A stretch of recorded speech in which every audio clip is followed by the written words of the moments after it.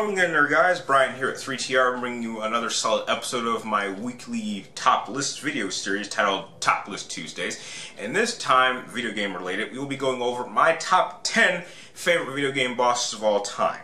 Now I decided to do 10 instead of 5 because there are just so many awesome bosses that I've played over the course of my gaming career that I just couldn't simply narrow it down to 5. But starting off real simple with number 10 on my list, I'm going with a classic villain of video game culture, and I'm going with Bowser from Super Mario 64. Now, the reason I really like Bowser is, aside from the fact that he's a classic, he is probably the quintessential classic bad guy of a video game franchise, I really liked how you could deal with Bowser this time around.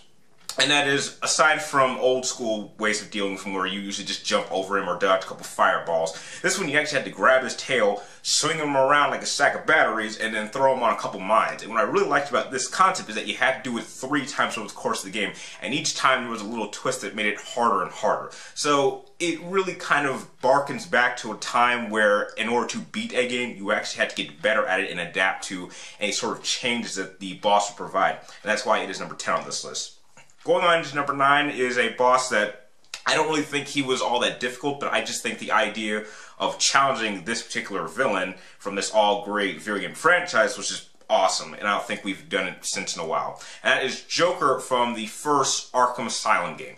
I like that this time around Joker actually decided to deal with Batman himself and mutate himself and turn into this giant Titan mutant freak thing. And I liked about this, I liked the setting that it was done in Arkham. I liked that you had to fight little minions in order to kind of act as distractions. And I liked the fact that in order to really take down Joker, spoiler alert, Batman decides to, I don't know, spray a bit of explosive gel onto his fist and punch Joker in the face. Which is a bit surprising to me because that must be some really tough armor, because if that gel can blow up holes in walls, I'm surprised Batman didn't blow his own hand off. I just think the whole execution of this boss fight was just truly epic and worthy of the Batman name, and that's why it's number 9 on this list. Going on to number 8, we go with a very, very subtle boss fight, in my opinion, from the Resident Evil franchise, and I picked Jack Krauser from Resident Evil 4. Now, I will admit, Jack Krauser isn't really the hardest boss in my opinion, but I just think that the atmosphere that he was setting up with Leon was just truly epic. I like that they opened up with a little, quick time cutscene knife fight, which I thought was absolutely magnificently choreographed. It kind of establishing the type of fight that we were going to have once we actually took on Krauser with our own gameplay style. I just think the overall setting, how it was done in stages, was very well executed, and I liked how there were even little sections in between where Jack could actually talk to Leon. And so you could kind of get this feeling that there was something between Leon and Jack Krauser that, maybe these guys were once friends and something happened. And if you actually do play some of the later Resident Evil games, you get to find out what that is. So I just like the fact that in a boss fight, there are times where you can actually establish a relationship between the protagonist and the antagonist. And I think that whenever you can do that in a boss fight, it is just truly epic. And that's why Jack Krauser is number 8 on my list. Going on into number 7 is a boss fight that actually, in my opinion, wasn't one of the all-time not just best boss fights in terms of mechanics, but just visually style boss fights, and that is Poseidon from God of War 3. Now, what I like about Poseidon is, aside from the fact that he is the very, very first boss from God of War 3, I just love how this entire fight is staged, how you're fighting on top of Gaia, and she actually is helping you out during the fight. And I think the whole concept of fighting alongside your allies in order to take down a god of the sea was truly just epic. Just doesn't at all do that battle justice. And just the fact that by the end you get to do a certain thing to Poseidon's eyes, which, in terms of God of War fights, I don't really think you get to do this type of takedown in this point of view in any other boss fight. I think you might do this to another boss fight later on, but it's simply not executed as well as it is during the fight with Poseidon. And that's why it is number 7 on this list.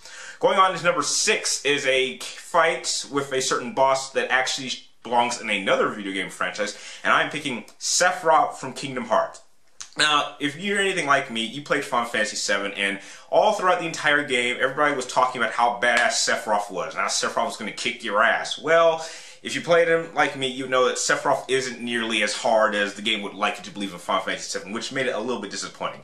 But Sephiroth in the Kingdom Hearts franchise is very, very well executed, and in my opinion, does more justice to the character than the original Final Fantasy VII game did. Because aside from the fact that Sephiroth is by far the hardest boss in the game, more so than the final boss Ansem, And it really requires you to really be able to use your skills, your magic abilities, and your skill set to maximum effect, because this guy can literally take you out.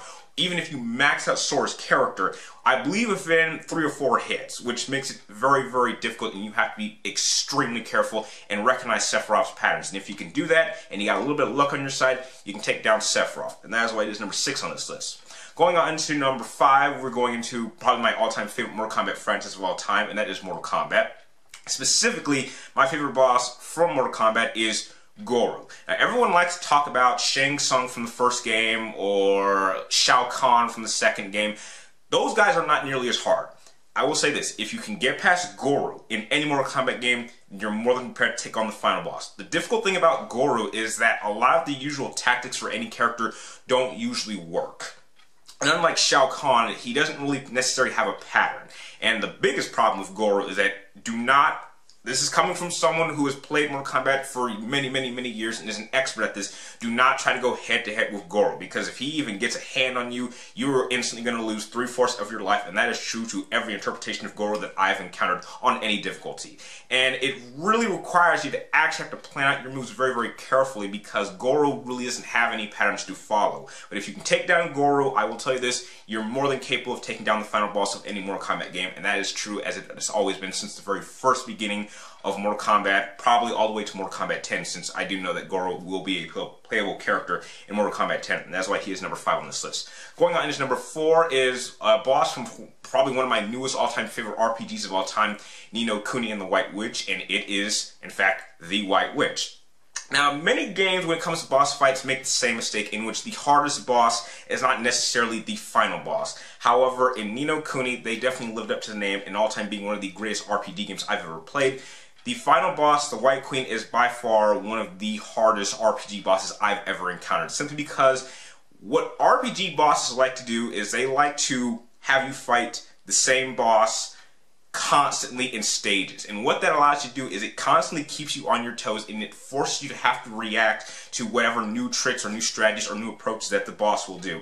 And I believe you fight the White Queen 3 different times, and each stage she gets harder and harder and harder again. So even if your characters aren't maxed out, it is constantly a challenge, because if it took you a lot of your health in order to take down one boss, then the second you jump to the next one, I believe you're still low on health. So like the first couple seconds are very, very critical, and that's why I really enjoyed fighting the White Witch in Ni no Kuni, and that's why she is number 4 on this list.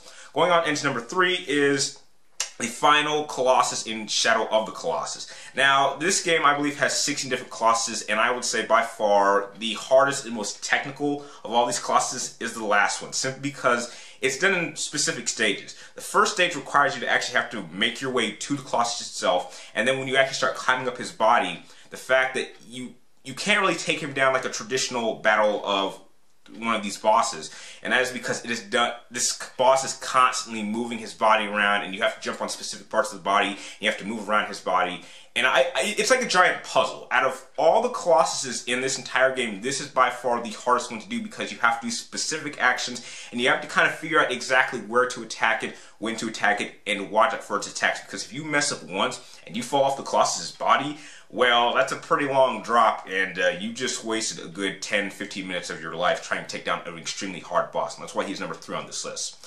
Going on into number 2, we're going into my all-time favorite video game franchise of all time, Metal Gear, and out of all bosses, if you've already seen my top 7 favorite Metal Gear Solid boss fights, you would know that my all-time favorite boss fight in the Metal Gear Solid franchise is fighting against Metal Gear Ray and Metal Gear Solid 4. Now, for a franchise that is titled Metal Gear Solid, we had never had an opportunity to drive a Metal Gear. And the fact that in Metal Gear Solid 4, playing as Old Snake in his old age, we got to finally drive a Metal Gear Rex and go head-to-head with another Metal Gear is just truly insane. I mean, it's pretty typical to take on like a giant mechanical weapon with conventional weapons, but to be able to take one on with another Metal Gear and have like the ultimate clash of Metal Gears, which is something I don't think we've had since or before, it's just a truly epic moment. And this goes down as not only one of my all-time favorite boss fights, but probably one of my all-time favorite moments in Metal Gear Solid history. And that's why it's number 2 on this list. And now going into number 1. We're going into Final Fantasy, and my all-time favorite Final Fantasy game. And in my opinion, my all-time favorite video game boss in history is SEYMOUR. If you know anything about Seymour, you know how crazy this guy is, you know how annoying he is, and you know how difficult he can be, because you not only fight this guy once, you don't fight him twice, you don't fight him 3 times, you will fight him 4 times throughout this entire game, and up until the 3rd fight, he is relatively difficult, because each battle with Seymour plays out very, very differently. And the one thing that really makes, for me, Seymour step apart from any other bosses is that your greatest asset, your Aeons, are very limited because he can take them out with 1 hit. The only disappointing factor that I can say about Seymour is that the final boss, the final battle you have of him is, in my opinion, the easiest, because all he does is throw magic at you. And you know, the music, the atmosphere, by far my favorite fight with Seymour is the 3rd one, which, spoiler alert, but if you haven't played 10 already, what's wrong with you, is you get to fight him on the side of a cliff in the mountains with the snow and the storm and the music, and he's kind of flying this little hover vehicle, and it is a very, very difficult and strategic battle, and if you can beat Seymour, then you are truly a pro at RPGs. Now, those are my top 10 favorite video game boss fights of all time, and I would really like to know what are some of your guys' all-time favorite boss fights. Please share your list in the comments down below, and if you guys have any more ideas that you would like me to do video game related for next Tuesday, be sure to type them in the comments down below, and maybe I'll pick it and do it next week. And if you like this video, feel free to like, comment down below, and please subscribe to track me my future episodes of my Top List Tuesday series. And like always, thank you guys for watching. You're awesome, and I'll see you next time.